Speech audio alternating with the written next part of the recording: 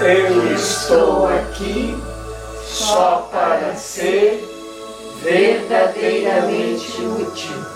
Eu estou aqui para representar aquele que me enviou. Eu não tenho que me preocupar com o que dizer ou o que fazer, porque aquele que me enviou me dirigirá. Eu estou contente em estar aonde quer que Ele deseje, sabendo que Ele vai comigo. Eu serei curada na medida em que eu permitir que Ele me ensine a curar. Deve-se notar especialmente que Deus só tem um filho. Se todas as suas criações são seus filhos, cada um tem que ser uma parte integral de toda a filiação. A filiação e sua unicidade transcende a soma de suas partes. Todavia, isso fica obscuro enquanto qualquer uma de suas partes está faltando. É por isso que, em última instância, o conflito não pode ser resolvido até que todas as partes da filiação tenham retornado. Só então pode o significado da integridade, em seu verdadeiro sentido, ser compreendido. Qualquer parte da filiação pode acreditar no erro ou no incompleto, se assim escolher. Todavia, se o faz, está acreditando na existência do nada. A correção desse erro é a expiação. Sobre o que é expiação? Expiar é corrigir, é desfazer, é espiar para dentro de nós mesmos, ver o que está errado e corrigir para desfazer o erro. Isso é expiação. É esse o sentido da palavra aqui, tá? É sempre espiar, desfazer e corrigir, tá? Para desfazer o erro na sua causa e na sua consequência. Tá. Porque nós estudamos o livro passo a passo também. Deus só tem um único filho. É o sentido de unigênito. Unigênito. Deus tem um único filho. O filho é unigênito. Isso significa que é o único gen que se fragmentou. Então é uma única mente que se partiu em pedaços. Então, frag quer dizer parte ou pedaço. Mento, mente. Então, fragmento ou fragmente, toda palavra que termina com mento, você pode considerar que se refere à mente. Então, um fragmento é uma parte da mente. Então, cada um de nós é parte da mesma mente, do único Filho de Deus. Então, assim, se você pega uma taça de cristal e põe ela em cima de um tijolo, enquanto o tijolo você bate em cima, ela vai se partir em muitos cacos, muitos caquinhos, muitos fragmentos. Cada caquinho desses nunca vai deixar de fazer parte dessa taça de cristal. Mas quando o caquinho se vê separado, ele vai olhar um para o outro e vai perceber que aquele caquinho que ele está percebendo está separado dele. E ele vai olhar para si mesmo e vai se achar separado. Vai se considerar indivíduo, individual. Então ele pode acreditar nisso, que ele é um indivíduo sozinho, autônomo, com capacidades individuais, e aí ele pode desenvolver o que nós chamamos aqui o ego, achando-se que pode ser mais que o outro ou menos que o outro. Caquinho, que também está separado. E todos esses caquinhos, cada um em sua individualidade, pode achar que é um indivíduo separado de todo o resto.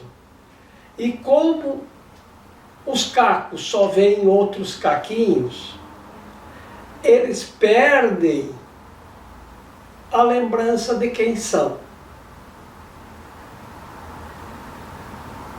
Então, nós somos uns cacos e não lembramos de quem somos. Somos também como uma pecinha de um quebra-cabeças que sozinha, mesmo no meio de mais 999 pecinhas, cada uma se acredita sozinha, individual e perdida. Cada uma está buscando encontrar a outra parte, onde eu me encaixo aqui. Então nós buscamos nos encaixar em nossa profissão, em nossa vocação, em nossos relacionamentos, em nossas redes sociais, na sociedade, entre os amigos, entre os vizinhos. Cada um vai buscando o lugar onde ele se encaixa, conforme suas crenças, suas ideologias, seu sistema de pensamento, seu sistema religioso, seu sistema antirreligioso, não importa. Cada um está buscando um encaixe. E às vezes a pessoa fica descrente de qualquer outra coisa, porque só se vê como um caco, algo separado, que parece que perdeu a memória com a separação e não lembra mais que é parte integrante da taça. Então, ele começa a competir com os outros cacos e começa a achar que quanto mais coisas ele tem, mais sucesso ele tem, melhor ele é. Então, as pessoas vão, os cacos, vão nessa direção. Criam um personagem para si mesmos, uma personalidade, passam a acreditar naquele personagem e a viver o personagem que geram para si mesmos e permanecem na separação. Ou aceitam a correção. E a correção, então, vem com a ideia da expiação. Expia para dentro de si e não para fora, onde você vê o caco e o seu personagem, para lembrar de quem tu és. Então, acho que Sócrates também já disse, lembra-te de quem tu és, e todos os mistérios serão revelados. E o que é que nós somos? Deus tem um único Filho, o Filho unigênito do Pai, do qual todos nós somos uma pecinha procurando seu encaixe, tentando se lembrar de quem somos. Porque estamos aqui nos percebendo como entidades separadas, como entes separados, uns dos outros e competindo uns com os outros para obter mais em algum nível, qualquer que seja. Deve-se notar especialmente que Deus só tem um filho. Se todas as suas criações são seus filhos, cada um tem que ser uma parte integral de toda a filiação. A filiação, em sua unicidade, transcende a soma de suas partes. Cada um é parte integrante. Então, quando você tem um quebra-cabeças e você monta aquele quebra-cabeças lá, vamos pegar um de 1000 pecinhas, né? À medida que as pecinhas vão achando o seu lugar na sua origem, eles vão se lembrando e vão nos lembrando da imagem total. Então, quando todas as peças estiverem juntas, nós teremos a percepção total da imagem.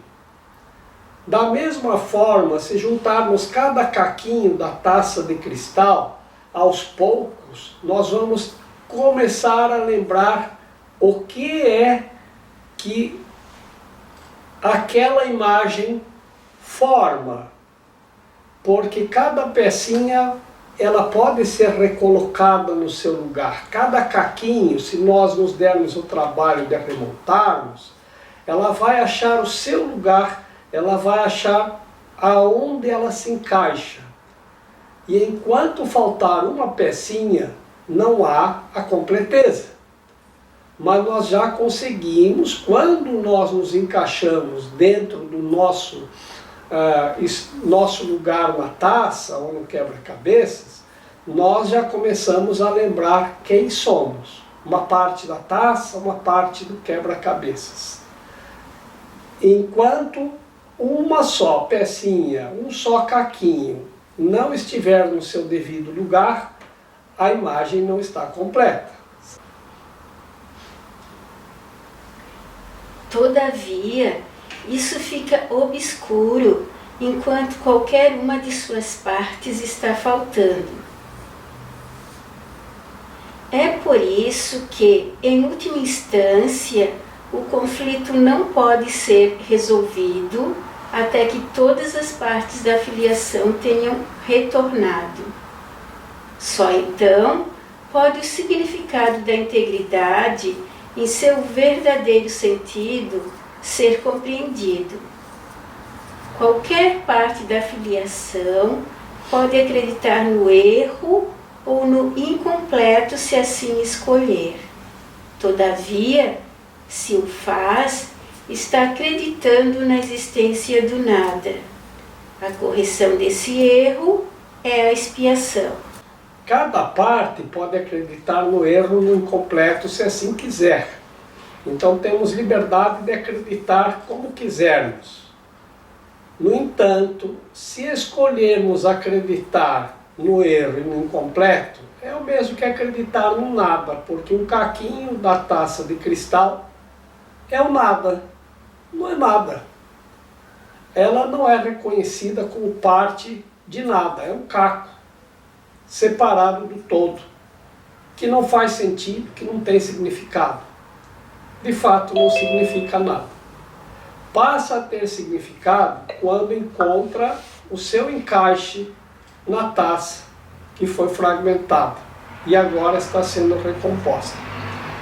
Então, Deus é a soma das sílabas de mais a sílaba eus. Deus, portanto, é a soma de eus. Todos os nossos eus fazem a soma do que é Deus. É de mais eus. Então, assim é quando juntamos a taça de cristal. Esse aprendizado, uma vez reconhecido, ele se aplicará a todas as coisas. Deus só tem um filho. Se todas as suas criações são seus filhos, cada um tem que ser uma parte integral de toda a filiação. E quando diz que Deus só teve um filho, é Jesus? Jesus, não. Deus só tem um filho. Todo mundo junto? Então assim, se Deus só tem um filho, todos nós temos que ser uma parte desse filho unigênito, único. Então, Jesus, ele diz, o que Jesus disse? Eu sou um homem que lembrou de Deus. Lembrou-se de quem era. E é isso que nós temos que fazer, cada um de nós. O dia que nós lembrarmos de quem nós somos, é como achar o seu encaixe no quebra-cabeças. Você lembra de quem você é e lembra do todo. E aí você vai ver que se ainda falta uma pecinha, é só o tempo da pessoa também se lembrar do seu lugar para em seguida retomar o seu lugar e se lembrar também de Deus e de quem é. E todas as coisas são parte do todo. Nós somos parte dele, juntando tudo, nós somos um filho de Deus juntos. Isso. É isso? Você vê que na igreja católica, que é da minha formação, eles sempre dizem assim, na unidade do Pai, do Filho e do Espírito Santo. Então ele não diz dos filhos. E o Pai, o Filho e o Espírito Santo são um só. E só tem um filho. Esse filho é como a taça de cristal que se quebrou em pedacinhos. Então você é um caquinho dessa taça, eu sou, todos nós somos, procurando o nosso lugar de encaixe, aonde nós nos encaixamos. Somos, portanto, um fragmento, um pedacinho da mente do único Filho de Deus. Só que essa mente, quando se fragmenta, ela se acredita sozinha, se acredita um caquinho separado. Quando você vê um quebra-cabeças daquele de montar, de papelãozinho, que vem todo em 1000 pecinhas, aquela pecinha é uma peça da imagem que vai se formar. Mas você olhando para uma peça, você não sabe qual é a imagem. E você não sabe qual é o lugar dela. Então, à medida que você vai encaixando uma pecinha, vai encaixando mais uma e mais uma, a imagem já começa a se formar. Começa a formar a imagem original. Porque eles não fazem um quebra-cabeça, um monte de pedacinhos. Eles fazem uma imagem toda, imprimem lá no papelão, né? E depois eles cortam em 1000 partes, cada uma diferente da outra. Então tem uma máquina que faz assim, com navalhas, e corta em 1000 pedaços. Cada pedacinho, um é diferente do outro. E aí mistura tudo, que é o que nós estamos fazendo aqui, todo mundo misturado, todo mundo perdido, ninguém sabe qual a sua função, ninguém sabe o que está fazendo. A gente quer fazer parte de alguma coisa. Tá? E quando a gente se encaixa parte de alguma coisa, e o que está em cima é igual ao que está embaixo, então assim, você se associa num clube, né? Aí você, gente, eu agora faço parte do clube das piscinas. Você se sente parte integrante de alguma coisa, você se sente maior do que era antes. O conflito não pode ser resolvido até que todas as partes da filiação tenham retornado. Não, você deixa de sofrer quando você acha o seu encaixe. Ele continua sofrendo porque ainda não achou. Agora vamos imaginar o quebra-cabeças de novo, tá? São 1000 pecinhas. Todo mundo já viu um quebra-cabeça desses, né? Então vamos pegar um de 1000 pecinhas, né? Então o que acontece? Você vai buscar a sua parte. Então você está buscando a tua salvação, para te lembrar de quem é. Quando você acha a tua parte, o teu encaixe, você já está salvo. Tá? E assim vai. Aí ele diz, mas o conflito não é resolvido enquanto falta uma peça. Está faltando uma pecinha. Né? Então vamos dizer que você chegou lá, só falta uma pecinha. E você não está achando, meu Deus, será que caiu no chão? Onde é que está a pecinha? E todo mundo vai procurar, daí caiu, estava lá no cantinho da casa. Aí acha, pronto, o conflito está resolvido. É assim, quanto mais pecinhas acharem o seu lugar, mais facilmente as outras pecinhas vão achar o seu. Isso vai formando uma força. Tá? Porque é assim, como que começa um erro coletivo? Começa assim, ninguém nunca roubou nada dos outros. Tá? Por quê? Porque a lei diz que ninguém pode pegar nada que não é seu. Aí o João vai lá e pega. Aí, o que acontece? O dono do brinquedo que foi pego, disse, alguém pegou meu brinquedo. Quem foi? Ninguém viu, ninguém descobre. Tá? Ah, o Antônio.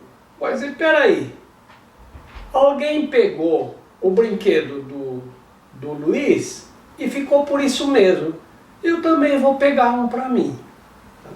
E aí aquilo vai acontecendo. E à medida que vai se registrando a ideia da ninguém viu, se ninguém descobrir, eu levei vantagem, fiquei para mim, isso vai aumentando. Cada um vai pegando para si o que não é seu também. Tá? E se alguém for pego, vai dizer, mas todo mundo pega, por que eu não posso pegar? Então assim, vocês sabem que nós vendemos a lojinha, transferimos para outra pessoa, a Nova Era ali na Rua Vidal. Muito bem. Enquanto a gente estava ali, a gente tirava nota de tudo. Se vendia uma agulha, uma pedrinha de 10 centavos, tirava uma notinha. Muitas pessoas, a gente dizia, por favor, espere a notinha fiscal. Ah, para mim não precisa. Mas a gente vai fazer igual. Não, mas não precisa. Pois é, mas é que a gente tem que pagar os impostos, tem que fazer a notinha. Né? E eu ainda brincava, se a gente não fizer a nota, eles não deixam a gente pagar o imposto, porque a gente diz, não tem nota para pagar. E não permitem. Né? E a gente tem que pagar o imposto. E as pessoas diziam, mas não faça isso, você vai pagar o imposto, lá tem um monte de gente que é corrupto, que fica cuidando dos impostos. Pois é, pode ser que tenha. Então fica com esse dinheiro para ti, não paga. Eu disse, pois é, mas esse dinheiro aqui é dinheiro do imposto, que a gente está dizendo que as outras pessoas ficam com ele. E aí você diz, fica para ti. Aí eu também vou estar ficando com o dinheiro dos impostos. Não é? Então, aquele que não tira a nota, fica com o dinheiro dos impostos para si. Aquele que tira, ele paga o imposto. Ele diz, mas daí o outro vai ficar com o dinheiro. Bom, isso não é problema meu. Cada um tem que salvar a sua alma. Tá? Eu vou lembrar novamente, quando eu era criança, eu passava na frente de uma igrejinha, lá na cidade onde eu nasci, e passei minha infância, e na frente tinha uma cruz de madeira bem grande. No braço horizontal da cruz estava escrito, salva a tua alma. Assim que eu aprendi a ler, eu me lembro da minha imagem olhando para aquela cruz muito assustado.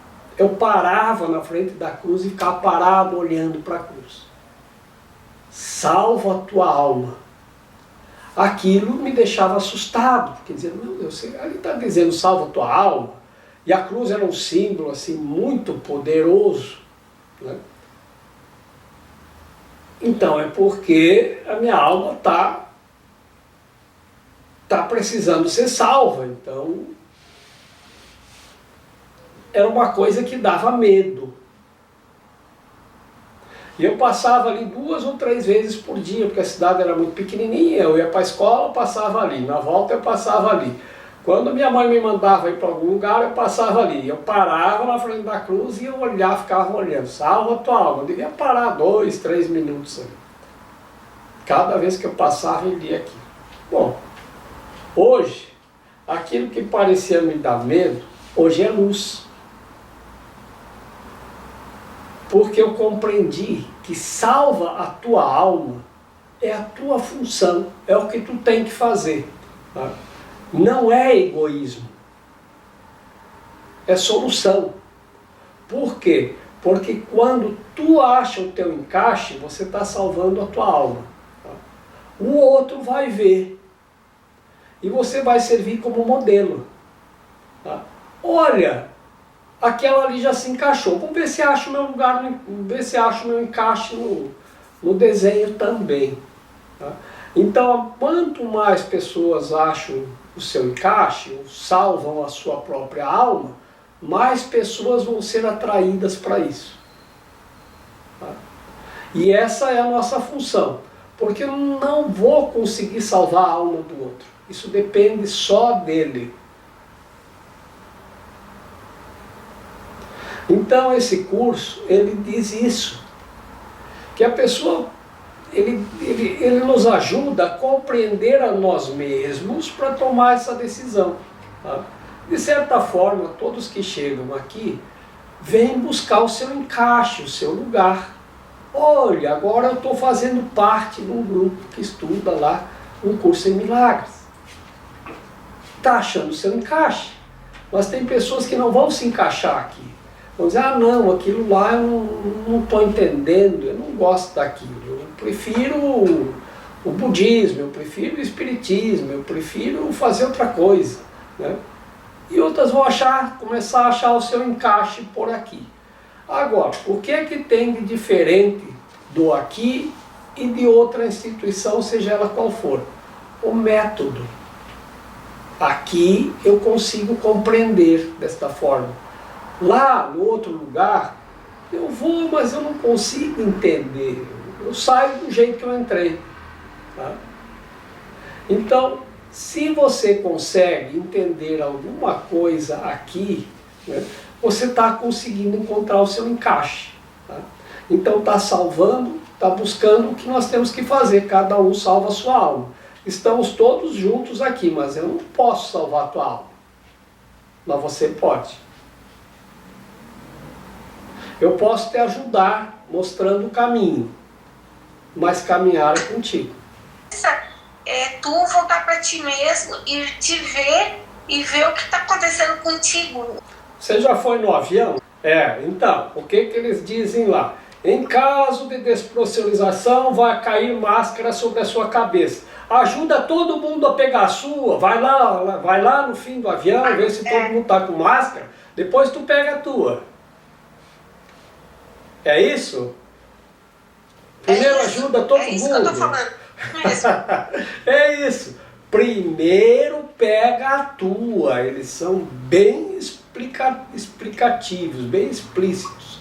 Depois tu olha para o lado para ver se tu pode ajudar o outro. Porque se você tiver sem oxigênio, você não vai ajudar ninguém. Tá? É assim que a gente tem que fazer. Depois tu olha para os outros para ver se alguém não conseguiu, se alguém está com dificuldade para ajudar. Se tu não salvar a tua alma, tu não tem nada para mostrar para os outros. O que a gente vai mostrar? Os nossos conflitos? Uma moça me procurou e ela estava com um problema. Ah, Jorge, tu pode me ajudar e tal, eu estou com um problema. Ela estava muito mal, muito desesperada. Aí conversei com ela, né? A gente fez lá uma consulta e ela disse, ah, tá. Então, eu disse para ela, agora tu sabe o que tu tem que fazer, não sabe? Sei. Então é isso que tu tem que fazer, nessa direção que tu tem que ir. aí tu vai conseguir resolver o teu problema. Mas ela não foi embora. Ela ficou lá. Ele disse, Jorge, mas faz alguma coisa por mim? Me ajuda. Eu disse, mas eu já te ajudei, já te orientei, você já sabe o que tem que fazer. Eu não posso fazer nada por você além disso. Mas me ajuda, faz alguma coisa por mim. E ela ficou lá e cada 2 ou 3 minutos ela vinha, Jorge, por favor, faz alguma coisa por mim, me ajuda. Eu dizia, mas não tem, eu já fiz, agora é contigo. Né? E ela ficou. E já estava lá há mais de 40 minutos lá, mas faz alguma coisa por mim. Você está com sede? Quer água? Ela disse, quer. Aí eu levantei, fui lá com um copo d'água. E quando cheguei na porta, que eu estava entrando, ela olhou para mim e eu tomei a água. Aí eu disse, não é que eu tomei a água, mas espera que eu vou buscar outra. Né? Aí, ainda está com sede? Eu vou buscar, não, estou com sede, sim, então espera que eu vou buscar outro copo d'água para você. Aí fui lá, vim com o copo d'água, quando cheguei bem perto dela, eu tomei a água de novo. Que coisa. Né? Eu disse para ela, que coisa. Eu vou, mas não se preocupe, eu vou buscar outra água para você. E fui de novo.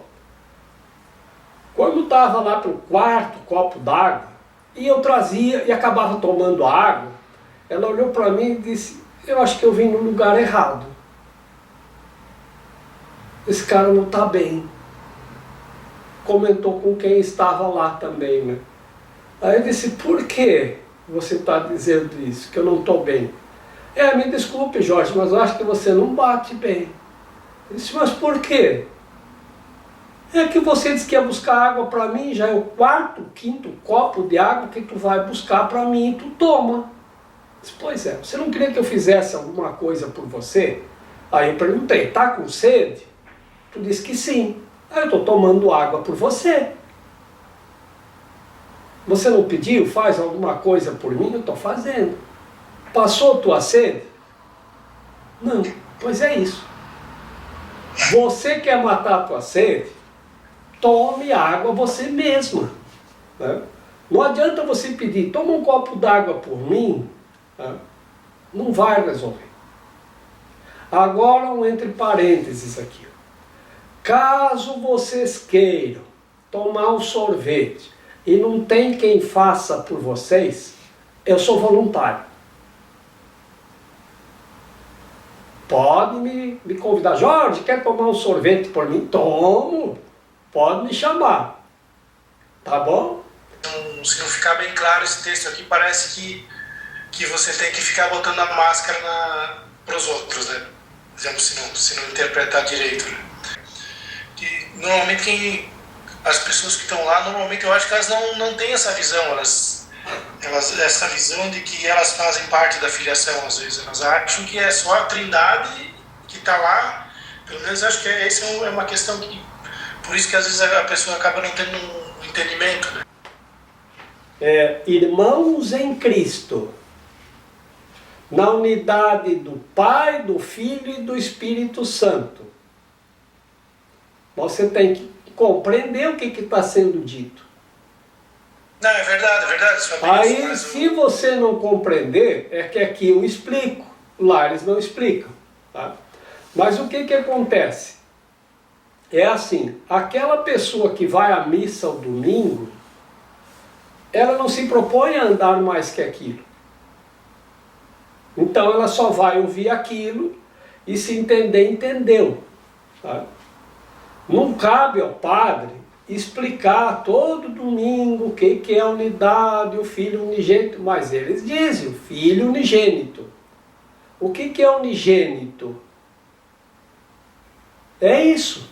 É um único gene, é uma peça só que se fragmentou. Né? E quando perguntaram para Jesus, enquanto ele estava lá no Egito também, né? E por que os sacerdotes escondem as coisas da gente? Por que eles não explicam? Porque ele começou a explicar. Né? Ele contava histórias. Né? Ele era um contador de histórias, vocês podem olhar, ele contava uma história para explicar cada coisinha, ele puxava uma história, porque então tinha uma pessoa que plantava batata, e lá na plantação de batata, ele ia contando, e aí via outra pessoa e olhava, olha, você está plantando, então ele contava uma história para explicar cada coisa, para ser no nível que a pessoa entendia. Tá? Então se via um plantador de batata, ele contava uma história sobre batata, porque falando de batata o cara entende. Quando era alguma pessoa que criava ovelhas, ele falava de ovelhas. Né?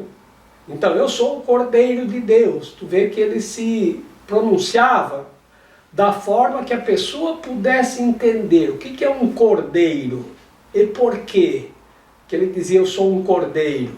Né?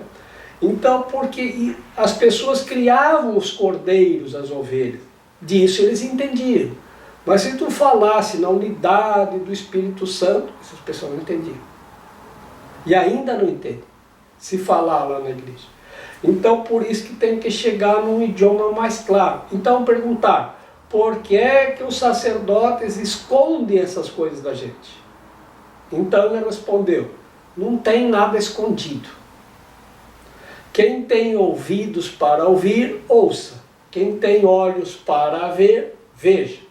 Todas as paredes dos templos do Antigo Egito está tudo escrito lá. Tá? Tudo. Ani, o chefe dos escribas do faraó, cujos papiros originais estão expostos no Museu do Louvre, disse: crianças da nova era, das eras que virão, se Deus lhes der o dom da leitura, leiam as paredes dos templos do Egito, e vocês encontrarão o caminho de retorno ao céu. Eu assino embaixo. Então está lá. E as pessoas dizem, daí eu falo às vezes da igreja, né? Que eu também fui em todas as instituições, nós pesquisamos, nós viajamos, fomos a lugares sagrados no mundo inteiro, tá?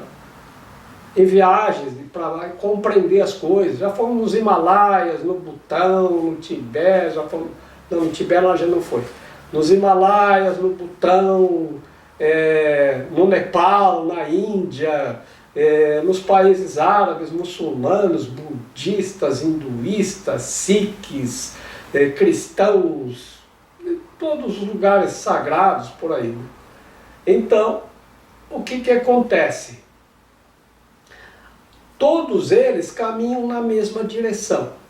Cada um compreende de uma forma diferente.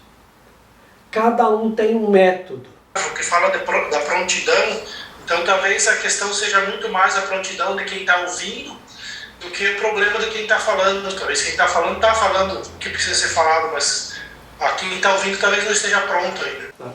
Então, assim, depende de quem quer ouvir. Tá?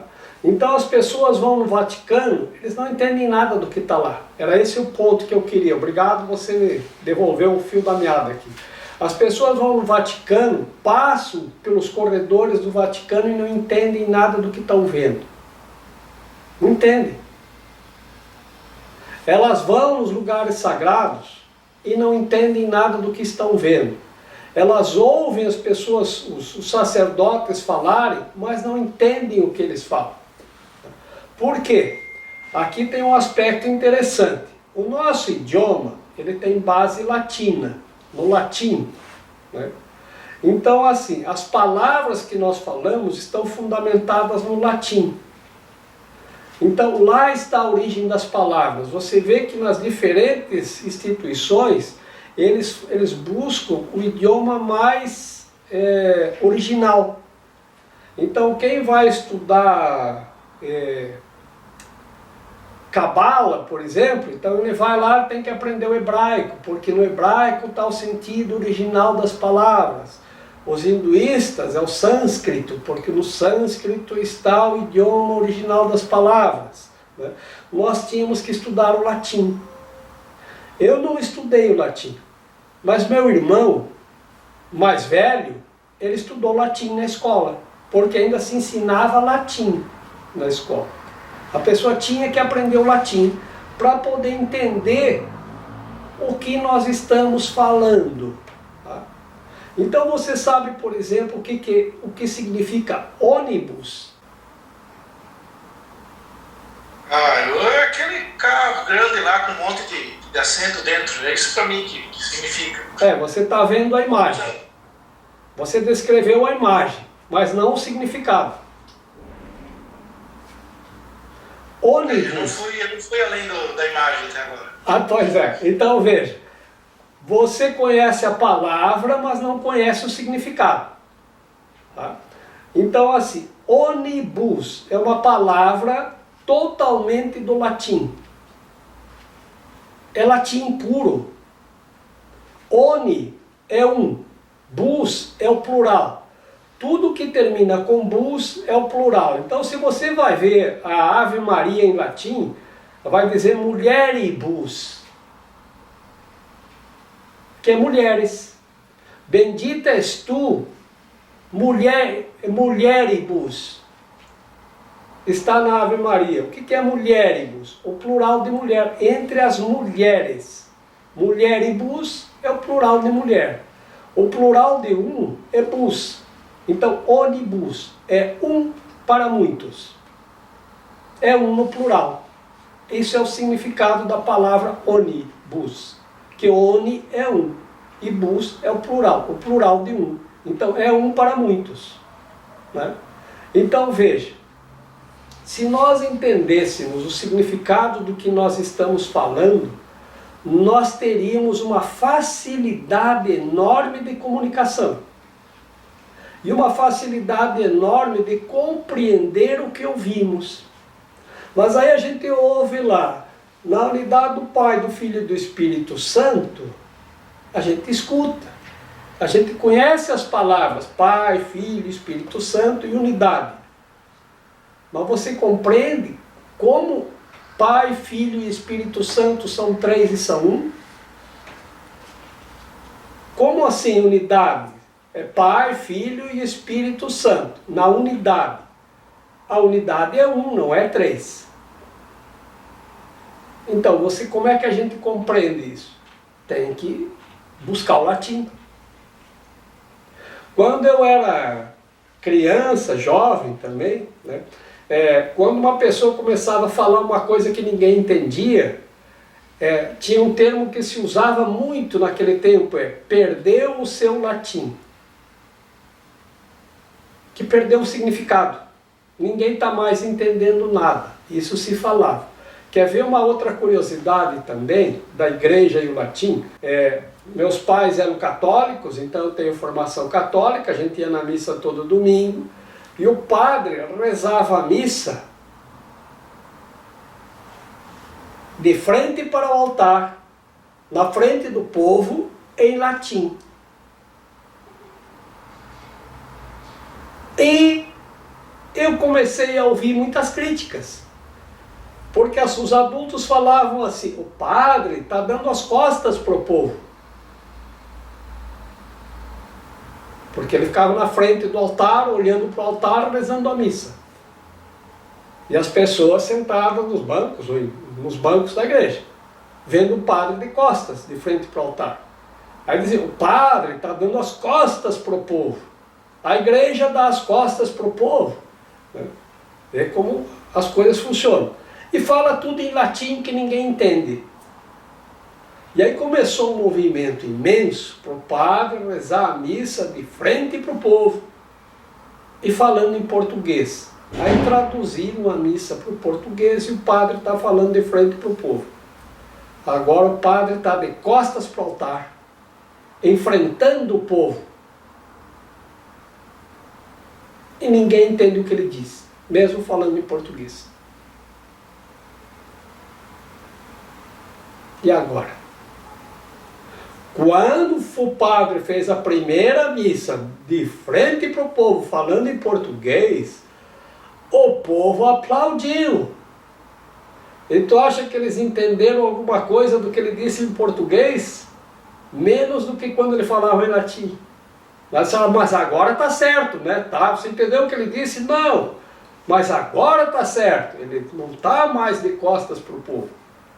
e está falando a nossa língua, que ninguém entende. Então veja, como as coisas são interessantes, como nós invertemos as coisas. Então, se nós nos esforçarmos para buscar, mas por que essa palavra? Então a gente tem que pensar, né? Mas como assim? Unidade 3, Pai, Filho e Espírito Santo na unidade? Como assim? Então tem que vir nos na mente. Na unidade são 3 e são 1. Então começa a pensar, como que é isso? Quando você vê o triângulo, porque aí é representado por um triângulo, né? Pai, Filho e Espírito Santo. Todos os lados do triângulo são iguais. Não tem um maior que o outro. Então, se eles são iguais, eles são um igual ao outro. Não tem maior, não tem menor. Não tem um lado diferente. E o Pai é igual ao Filho. E o Espírito é o Espírito que nos une. E é santo. Então é tudo uma coisa, então é uma unidade só. Por isso que diz, irmãos em Cristo. Em Cristo é quando estamos com a mente nessa unidade. Fora do Cristo, você diz, e aí meu irmão? Mas tu não considera o outro irmão. Né? Porque nós percebemos o outro como uma entidade separada. Então, se nós nos devotarmos, nós vamos entender tudo e qualquer coisa. Então a gente aprende uma coisinha aqui e começa a aplicar em todas as outras coisas. Então, por exemplo, nós aprendemos que se eu tiver 5 laranjas e eu tiro 2, quantas ficam? 4 laranjas e tira 2? Tenho 5, tiro 2. 3. Agora vamos aplicar essa mesma regra em outro âmbito. Eu tenho 5 bananas e tiro 2. Ficam quantas? 3. Mas isso não era com laranjas? Mas vale com bananas também. Quando você aprende, isso se aplica para qualquer coisa. Por isso que a gente tem que aprender matemática na escola. Porque a matemática não é o exercício da soma, é o exercício da compreensão das equações. É para você aprender a solucionar as equações. Por isso a gente aprende matemática. Não é para somar 1 mais 2. Isso é o princípio para você depois entender as equações. E as equações servem para você resolver as equações que se apresentam durante a tua vida. Então, como é que eu faço? Se eu for por essa direção, se eu tirar isso, se eu acrescentar aquilo, isso serve para um texto. A matemática está em tudo, o idioma está em tudo, tudo se compõe. Né? Porque tu vai formar um discurso. Ah, acho bom você tirar essa palavra. Você está fazendo uma operação matemática, está tirando. Acho bom você acrescentar mais esse texto aqui. Você está somando, uma operação matemática. Você está resolvendo uma equação num discurso. Discursiva. Tá? Então tudo se aplica em tudo. Então nós aprendemos, por exemplo, que um monte de cacos formam uma única taça de cristal. Sim. Você já olhou para o céu à noite, um dia que não tem nuvem nenhuma? Já. E o que você viu? Estrelas. E o que você compreendeu? Aplica a regra da taça.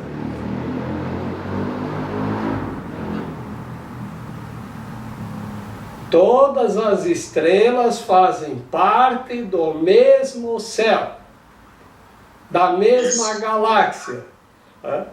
Então, quando você aprende uma coisa, para onde você olhar, você pode aplicar o teu aprendizado.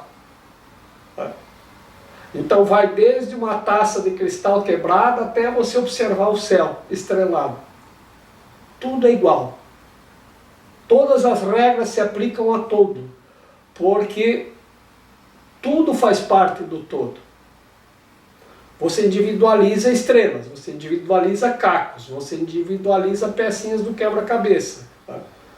Mas todas elas individualizadas servem para aprender como funciona o todo.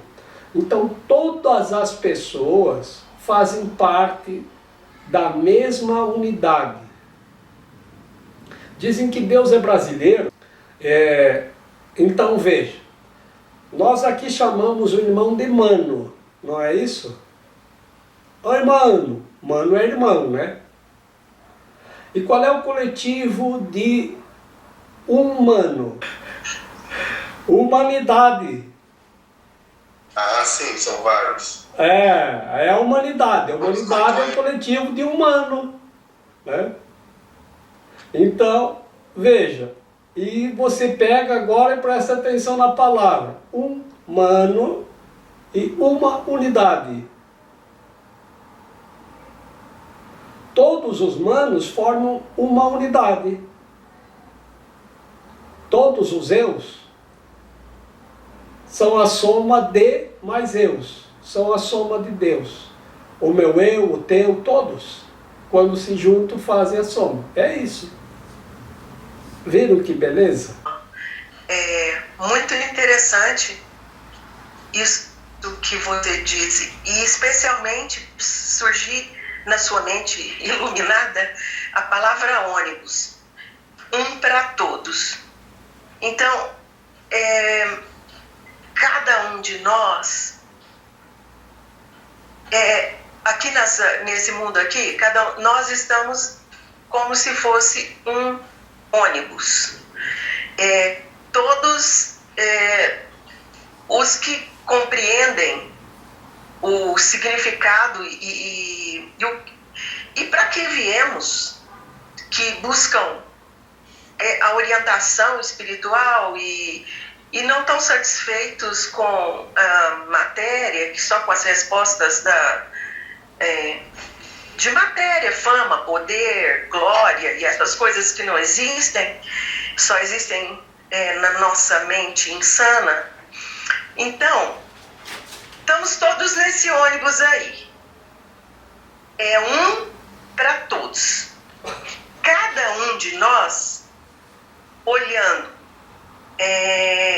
o destino final, no meu entendimento aqui, o reino de Deus, a perfeição, a santidade, como diria nosso mestre Jorge, cumprindo sua função aqui, de ser luz, de levar a paz, e de poder ser verdadeiramente útil, olhando na direção do reino, para todos, nessa nossa missão, em prol da unidade, da visão crística do reino de Deus. E, claro, espiando de forma individual, porque é assim que tem que ser, porque as coisas que eu estraguei, as coisas que eu roubei, as coisas que eu não cumpri, essas aí eu vou ter que estar resolvendo para poder chegar nesse ponto que a gente está falando aí, cabeça. A gente está numa escola de engenharia, né? Está engenhando como é que as coisas funcionam. Então, a nossa escola de engenharia, a gente aprende como é que funciona o ônibus. Tá? Aquele que tem a compreensão ganha um ônibus para dirigir. Tá? E quem quiser embarca no ônibus e vai junto. É assim. E daí aos poucos tem uma fileira de ônibus aí, né? Então cada um pode ser ônibus, é um para muitos, tá? Então assim é o sacerdócio, é um sacerdote para muitos também, né? mas é aqueles que compram a passagem, aqueles que querem ir nessa direção, porque isso é cada um que escolhe o dia, o horário e o destino. Então você vai lá na rodoviária, tem vários horários, vários dias, vários destinos. E tem cada pessoa escolhe o horário, o dia, o destino, o ônibus que quer embarcar, né? Então assim também são as instituições, cada um escolhe. Ah, eu acho que eu vou para lá, eu acho que eu vou para cá, eu acho que eu vou com esse, eu acho que eu vou com aquele, e tem alguém sempre para dirigir, né? Então é assim que funciona o estudo de um curso em milagres também, tá? É um curso que é um, né? Não é dois, é um, né? Em milagres, né?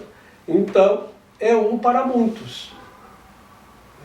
Então muitos são os convidados, poucos são os que escolhem, tá? Mas o dia que você escolhe, você é bem-vindo para participar, tá? É assim que funciona. Para o reino não existe individualidade, né? Mas cada indivíduo é um reino em si mesmo. Muito bom! A individualidade no sentido da expiação de nós outros, cada um, eu entendi hoje nesse nosso encontro, que ela é a coisa mais, a ação mais solidária e mais em prol da unidade que há. A expiação seria correção, né? A expiação também entendo que é uma correção. A expiação é uma coisa assim, ela volta ao que é original, aquilo que sempre foi. É como formatar o HD. Ou talvez você, quando você vai fazer, por exemplo, vai fazer uma conta, digamos que você vai fazer uma conta de matemática. Quando você erra a conta, você tem que expiar essa conta. Então quando você corrigiu, você volta aquilo que era a verdade daquele cálculo.